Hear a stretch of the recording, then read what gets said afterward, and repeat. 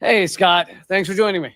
Thanks for having me. Yeah, pleasure to talk to you again. It's been a little while, and I want to get updates on everything Russia, Ukraine, proxy war, and Iran as well. But before we get to that, I actually haven't spoken to you since your home was raided by the FBI.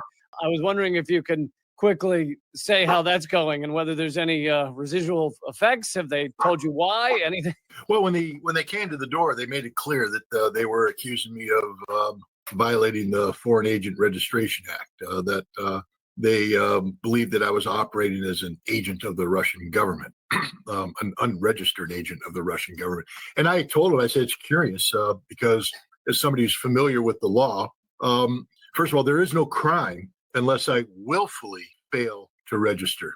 And the willfulness can't come until the U.S. government has made a case that I have failed to register, that I should register. And normally that case is made not by 40 FBI agents coming down, kicking down the door, serving a search warrant, but through a letter from the FAR Enforcement Division of the Department of Justice that says, hey, these are some things that you're doing that we're concerned about. We'd like some clarification, et cetera.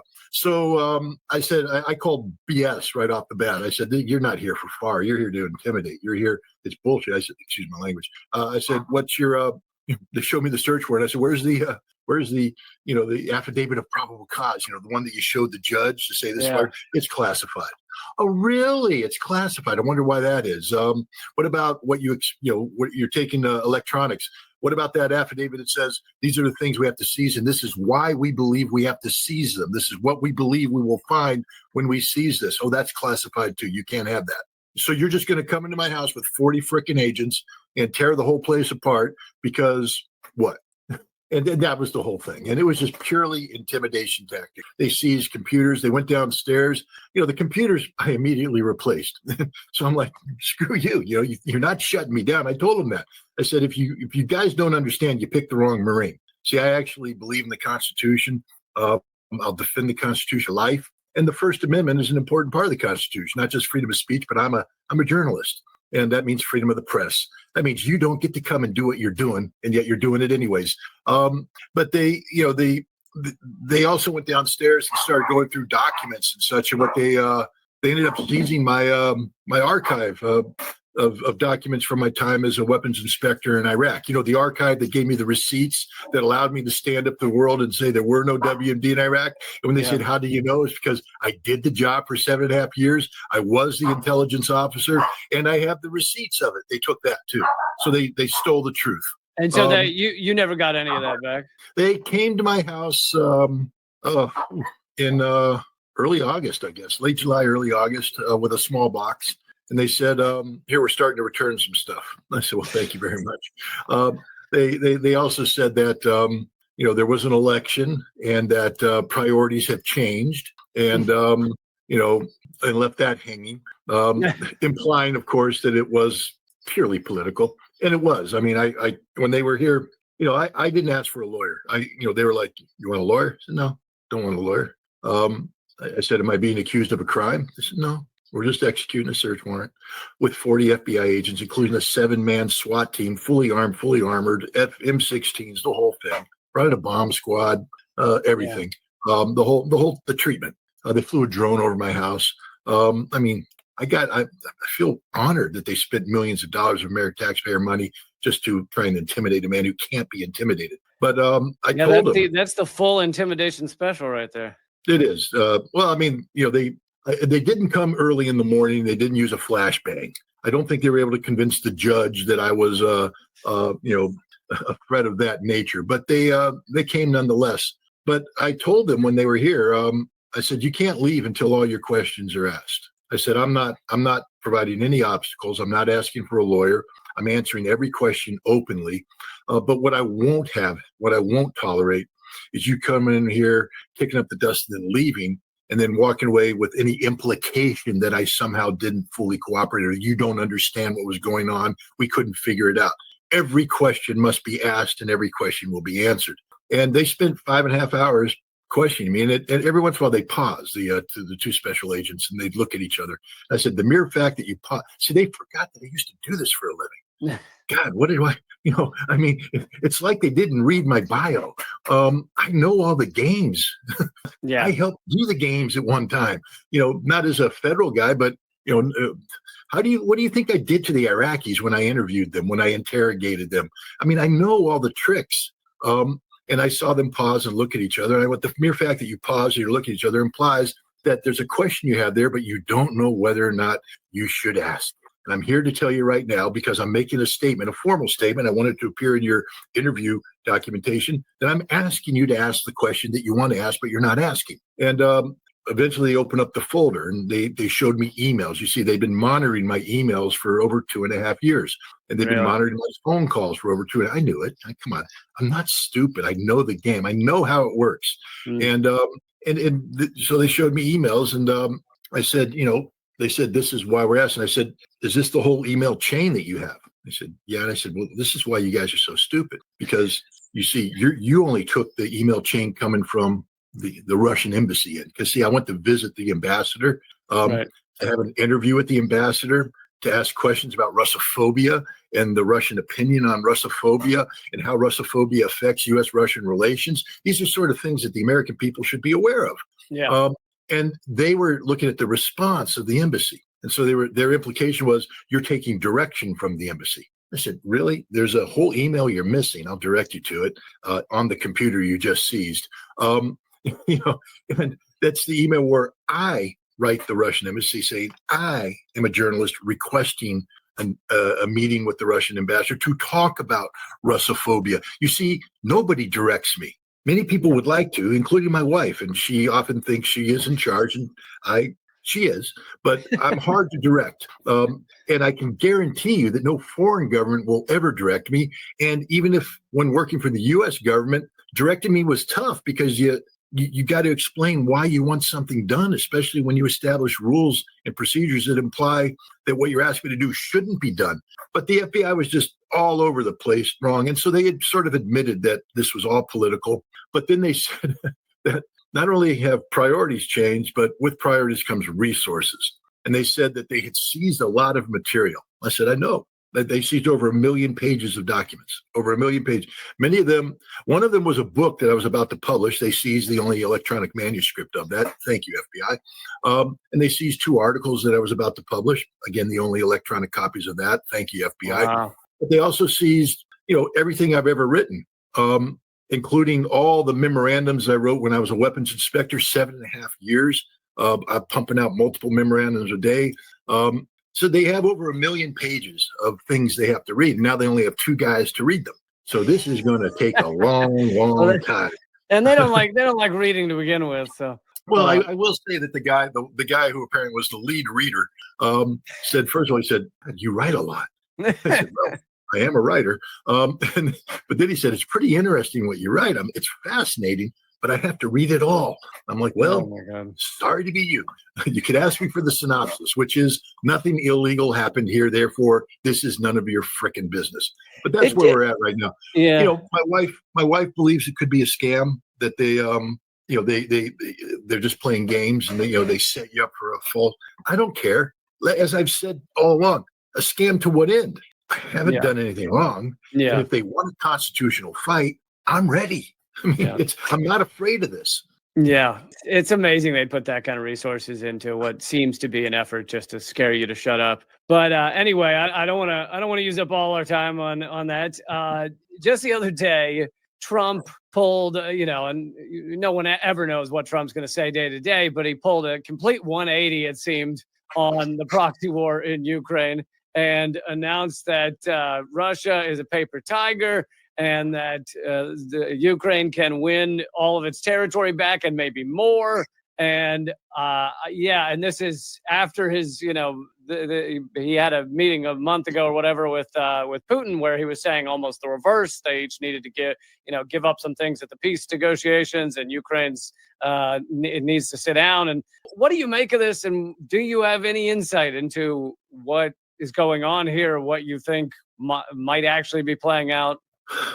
Trying to read President Trump's brain is like trying to, decipher truth out of multiple cups of coffee that are turned upside down, and then you look at the thing. I mean, who knows what's going on there?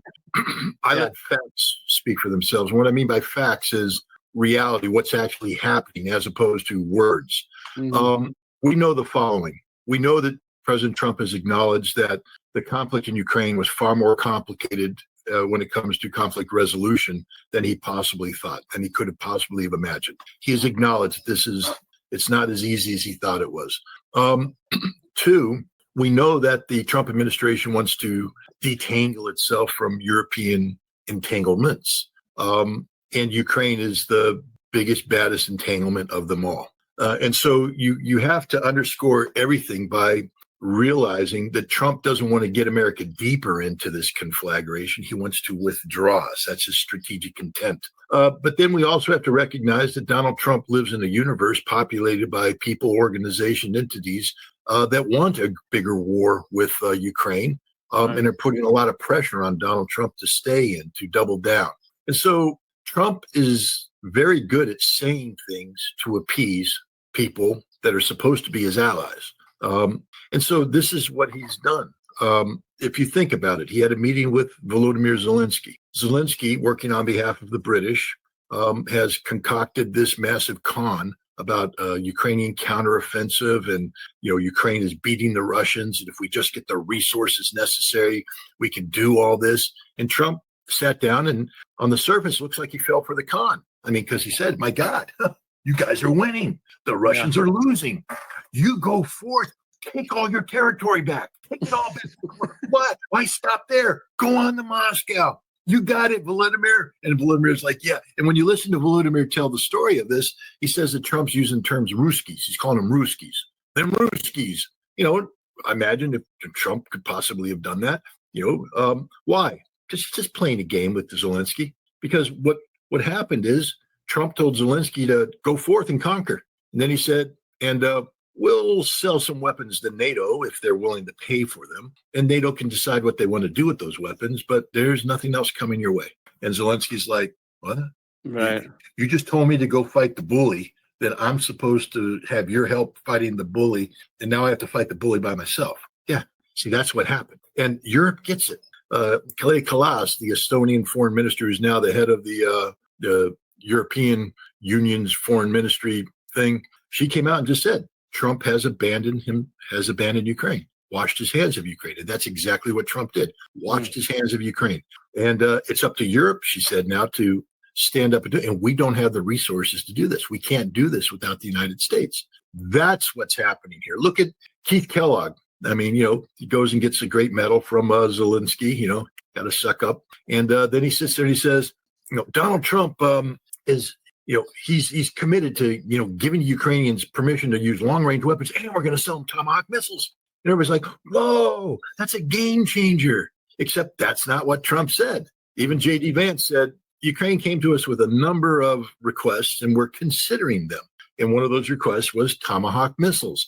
I can promise you that the United States government will never deliver an intermediate-range nuclear-capable missile to the Ukrainians. We have provided them to the British because they are a nuclear ally, but we're not going to give it to the Ukrainians. It would violate everything and bring the wrath of Russia down, meaning that we would have a nuclear war with Russia.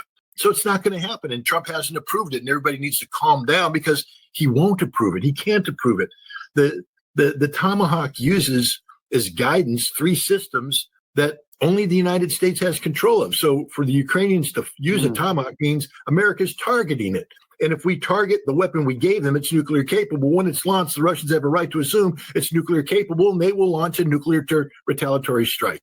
And Trump doesn't want a nuclear war. Remember what I said early on. He wants out of Europe, not in Europe. So there's just a whole bunch of nonsense being thrown out there. I'll give you another example of nonsense. Trump has approved the sale of 3,200 extended range attack missiles, ERAMs. And everybody's like, oh my God, that's it. Ukraine's going to have 3,200 extended range attack missiles. They go 720 kilometers in. Moscow's toast. And then you read the small print. The prime manufacturer, contractor, currently has a $34 million contract that is due next month, October, a couple days, to produce one prototype. That's it. prototype. And so they'll produce the prototype. Now the prototype has to be evaluated, et cetera, and then it has to go into production. Understand that a contractor isn't going to produce something on speculation, meaning that Europe has to put down the $825 million up front, and then the contractor builds the factory space, hires the people, gets the equipment, and begins the production. The ERAM is designed max production rate 1,000 per year. They haven't even gone through the prototype state yet, so calm down, people. But even if they do, to get 3,200, and let's say just optimistically production starts in December. That's very optimistic because that's not how defense contractors work. But that means in December of 2026, Ukraine could receive 1,000. In 2027, 1,000 more. 2028, 1,000 more. 2029, the remaining 200. There won't be Ukraine by then. Everything Trump is doing is smoke and mirrors. The bottom line is Trump has washed his hands of this. And the biggest indication of that is when Lavrov met with Marco Rubio in New York this past week. The readout from the Russian foreign ministry was the foreign minister met the American Secretary of State. They picked up where they left off in Alaska, and Ukraine was never mentioned. Really? That means that they're talking about normalization relations, doing better business, Arctic deals, the whole thing. They're not talking about Ukraine because Trump just washed his hands of Ukraine. So then, as you said, what really matters is action. So what is the truth on the ground right now in Ukraine, and assuming this ends with a Russian victory, where it seems to be headed, how long do you think that takes? What exactly is happening? Well, let me answer that last part first. I'm not touching predictive analysis with a 9-foot pole because the Russians have just made a strategic decision that's been sustained throughout that they don't attach a calendar to outcomes. They are outcome driven. That's it. I'll tell you how I believe this will end, and I believe I'll be very accurate. But as to when that happens, ain't touching that one. Yeah, okay. Because it involves things that I'm not in control of.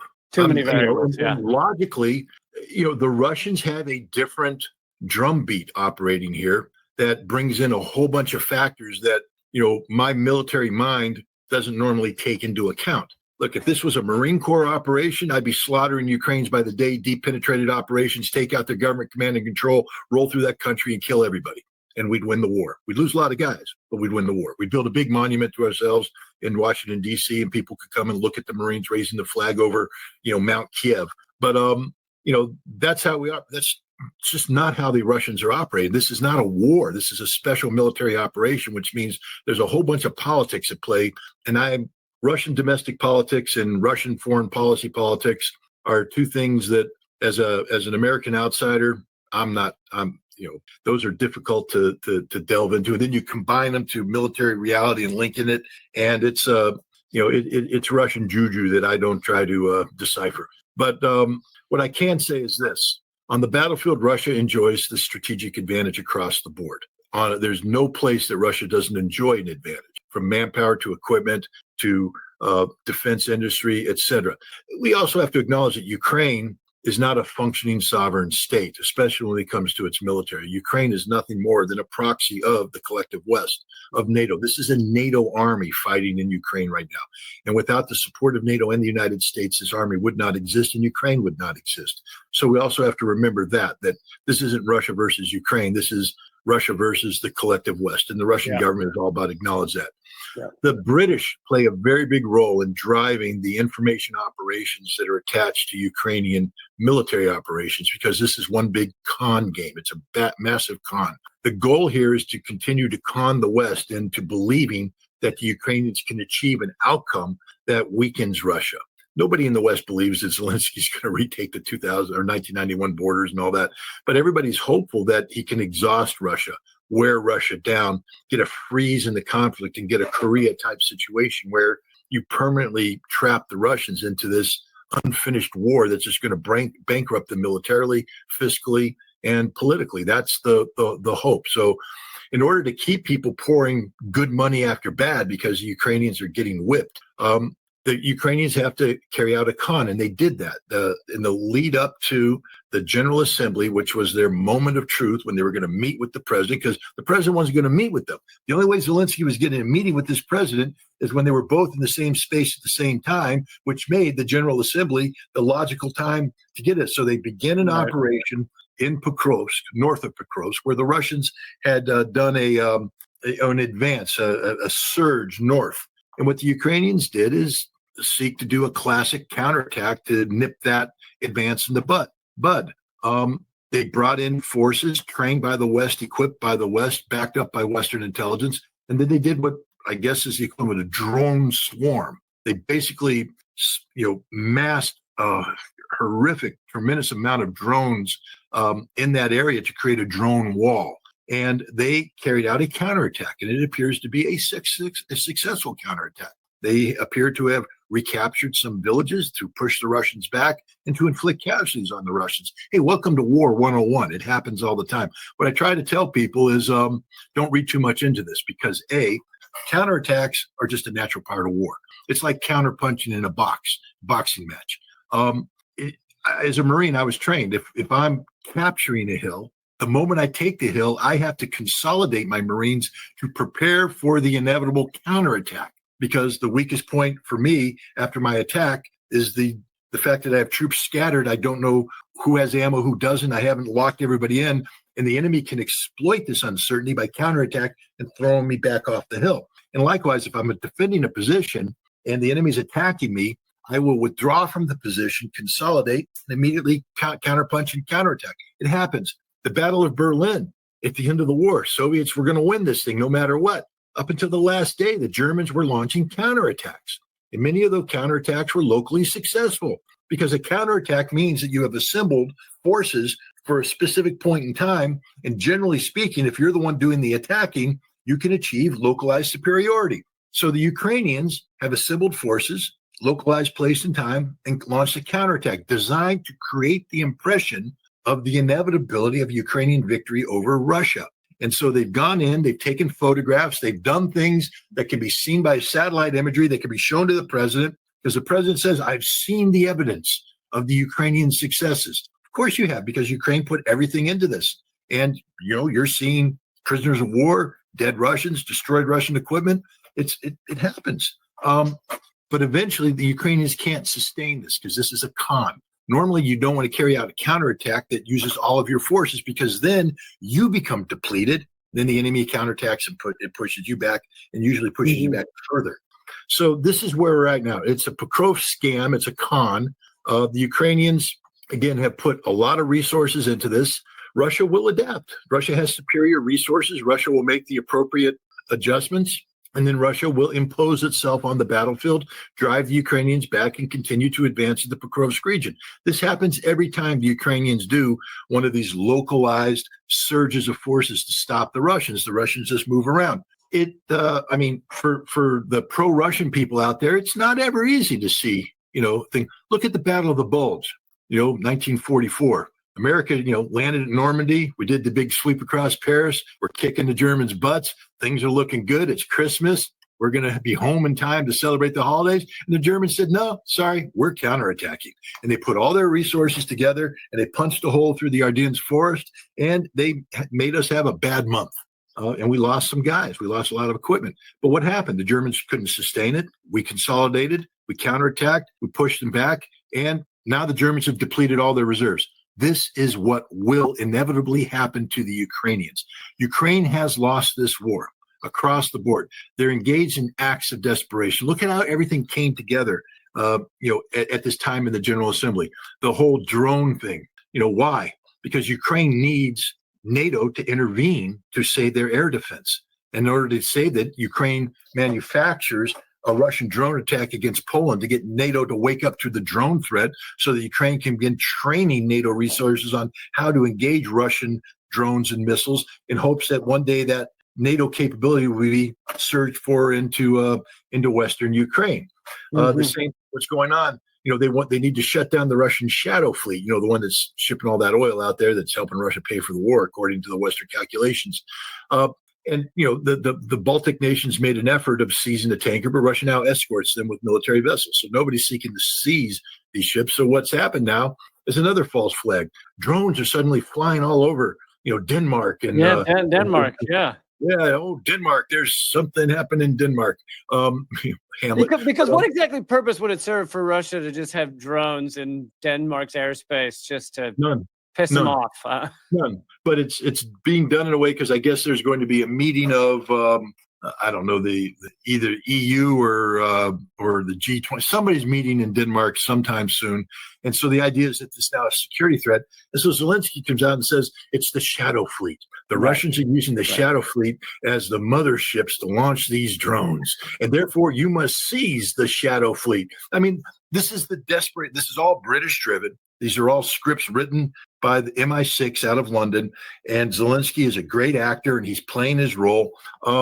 It's just not going to manifest itself the way Zelensky says it is.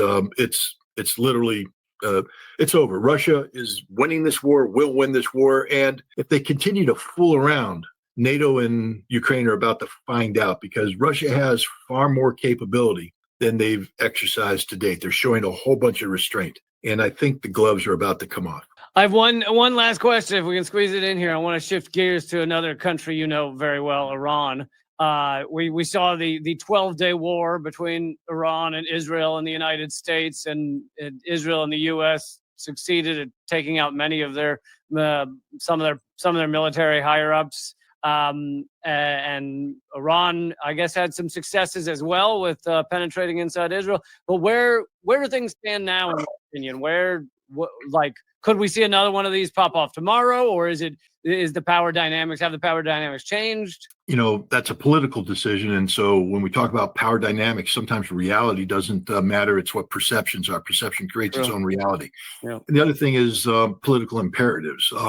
What are you willing to risk to gain something? When you're talking about, Bibi Netanyahu, this is about his existential survival, not just political survival, but his survival as a human being. Once he is removed as prime minister, he's going to jail, straight to jail, right, where he will rot for the rest of his life because he's a criminal. He is one of the more corrupt people that's ever occupied the position of prime minister of Israel. And he knows this, so he has to keep this conflict going. But here's the problem. There's two problems. One, the excuse for the conflict, the concept of Iran being a nuclear nation seeking nuclear weapons, a nuclear capable nation. There's no more International Atomic Energy Agency inspections, which are mandated by the Nuclear Non-Proliferation Treaty, the safeguards inspections. Why? Well, because the IAEA, these inspectors, ended up passing intelligence they were gathering about Iran's nuclear facilities and scientists to Israel and the United States so that we could launch attacks to kill these people. So they're just not trusted for good reason. Right. Two, the 60% enriched uranium, which is permitted under the safeguards regime, not permitted under the Joint Comprehensive Plan of Action, the 2015 nuclear deal. But hey, the United States withdrew from that, and Europe never fully complied with it. So why are we talking about those? Because it constrains Iran. You see, we can constrain Iran even if we don't live up to our obligations. But that deal's dead. The 60% hasn't been accounted for, which means there's a potential that if Iran takes certain centrifuge cascade configurations, they could create fissile material, highly enriched uranium capable of producing 3 to 5 to 10 bombs.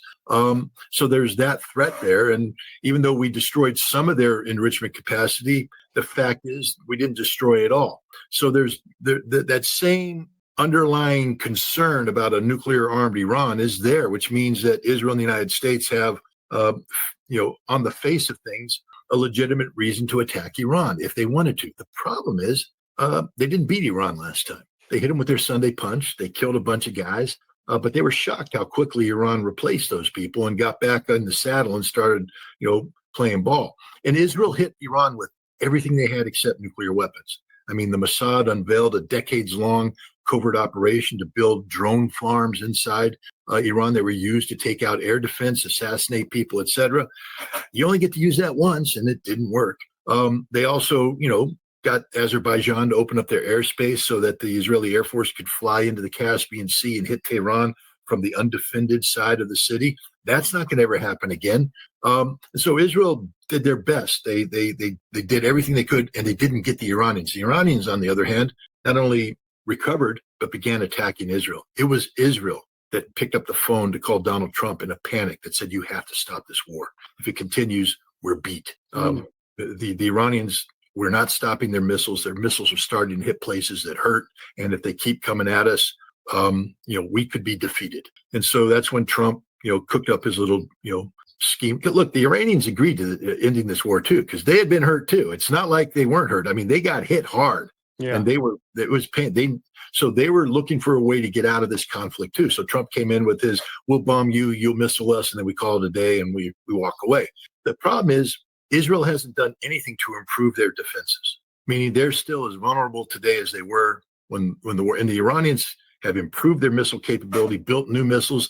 They have a whole bunch of missiles Israel hasn't seen yet. And the Iranians, on the other hand, in addition to building up their missiles, they now have fighters from Russia, from China. They have radars. They have missiles. They know what the Israelis did, and the Israelis will never get to come in from the Caspian Sea again. And we're also learning things about the actual part of the war. The assumption was the Israelis had freedom of the skies, but what we're finding out is that many Israeli attacks, especially near the end of the war, were thwarted by an Iranian air force that was still up and flying. And in order to launch some of these missiles, the Israelis have to fly, an attack profile within the range of the missiles. And once the Iranians figured out, where the Israelis were operating, they would approach with their air force and start to lock on. So the Israelis would have to break off their attacks because the Iranian air force was moving in, disrupting. So I don't think Israel's in a hurry to have another go around with the Iranians. The Iranians are ready. They're prepared. They don't want a war, but they recognize that if there is going to be a war, they need to, do everything. But here's the good news. And this comes straight from the Iranian president himself, who I had the honor and privilege of meeting last week. Iran's not Iran isn't not just trying to build a bomb. They don't want a bomb.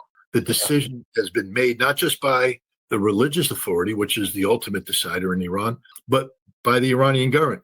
Iran doesn't want a nuclear bomb. They view a nuclear bomb as counterproductive. I had heard this, that religiously they view obliterating that many innocent people as anathema to everything they believe. So there have not actually been true efforts to create a bomb. Right, but there's people, including inside Iran, who are saying, yeah, but the game's changed. Now Israel's trying to destroy us and all this kind of stuff, and we need to change the religious thing. And the religious authority said, no, we're not changing it. But the political people, too, said, we don't want a bomb. We don't need a bomb. Actually, possessing a bomb would make us weaker than we are right now. Without a bomb, we're deterring Israel with our missiles, our conventional missiles. We can destroy Israel with our missiles. Bringing a bomb in only invites nuclear weapons being used against us. So we don't want a bomb. We don't want to have the ability to build a bomb. And they're willing to put their 60% enriched uranium on the table right now. They can dilute it down to 20% and drop it down to 3.5%, which is usable into nuclear fuel. It's not a problem to dilute it. And they're ready to do that. But in order to do that, the world has to accept Iran as a nation permitted under Article 4 of the Nuclear Non-Proliferation Treaty of having a uranium enrichment program. In the United States and Israel saying there could be no uranium enrichment program, and Iran's never going to agree to that. Thank you so much, Scott. You give me more than enough time. I really appreciate it, and always learn a lot when I speak to you. Well, thank you very much for having me, and I wish you the best of luck going forward, and hopefully we can talk again soon.